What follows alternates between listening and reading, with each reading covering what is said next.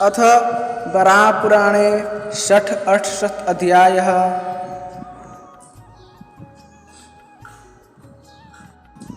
शाक एवं कुश द्वीपों का वर्णन।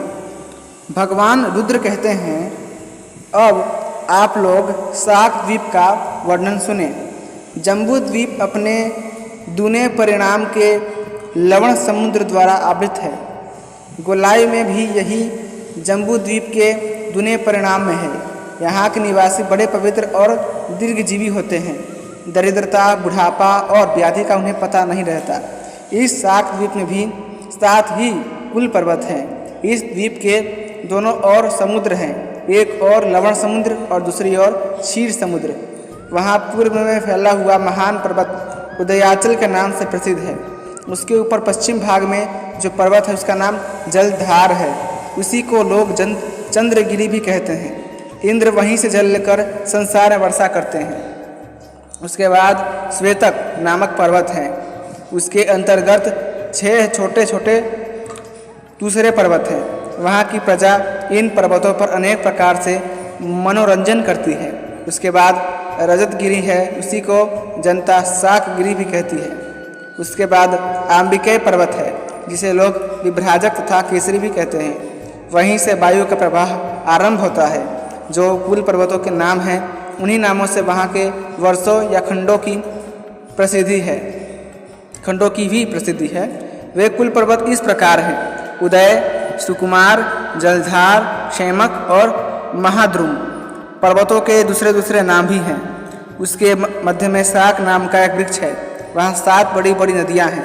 एक एक नदी के 2 नाम हैं।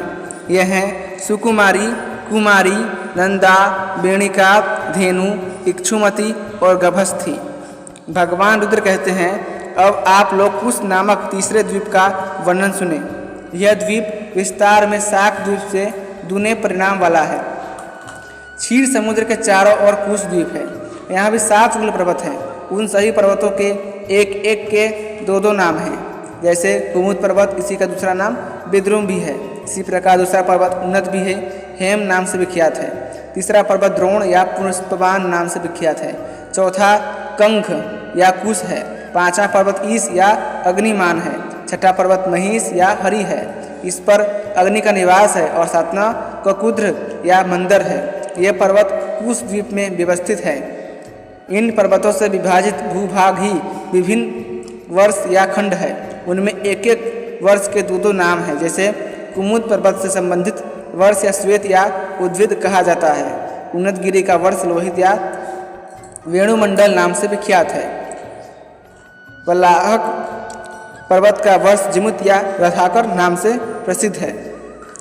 द्रोणगिरी के पास के वर्ष को कुछ लोग हरि वर्ष कहते हैं और दूसरे बलाधन। वहाँ भी 7 नदियाँ हैं। उनमें प्रत्येक नदी के भी 2 नाम हैं। जैसे पहली नदी प्रतोया है, उसी का दूसरा नाम प्रवेशा है। दूसरी नदी शिवा नाम से विख्यात है, इसका एक नाम यशोदा भी है। तीसरी नदी को चित्रा कहते हैं, उसी को एक संज्ञा कृष्णा है। चौथी हादिनी को लोग चंद्रा भी कहते हैं। 5वां नदी विद्युलता है नाम से प्रसिद्ध है, इसका दूसरा नाम शुक्ला है। 6ठी नदी वर्णा कहलाती है, उसका एक नाम विभावरी भी है। 7वीं नदी का संज्ञा महती है, इसको लोग धृति भी कहते हैं। ये सभी नदियाँ अपना प्रधान स्थान रखती हैं। यहाँ अन्य छोटी छोटी बहुत सी नदियाँ हैं। यह कुश द्वीप के अवान्तर भाग का वर्णन है। शाक द्वीप शास्त्रों में इसके दूने उपकरणों से युक्त है। प्रायः ऐसी बात कही जाती है, कुश द्वीप के मध्य में एक बहुत बड़ी कुश की झाड़ी है, इसलिए इसका नाम कुश द्वीप पड़ा। अमृत की तुलना करने वाले दधिमंडोद समुद्र से जो मान में क्षीर समुद्र का दुगुना है, घिरा हुआ है। अथ वराहपुराणे षट् अष्टशत् अध्यायः एवं सप्त अष्टशत् अध्यायः संपूर्णम्। इसी के साथ वराहपुराण का 86वां एवं 87वां अध्याय समाप्त हुआ।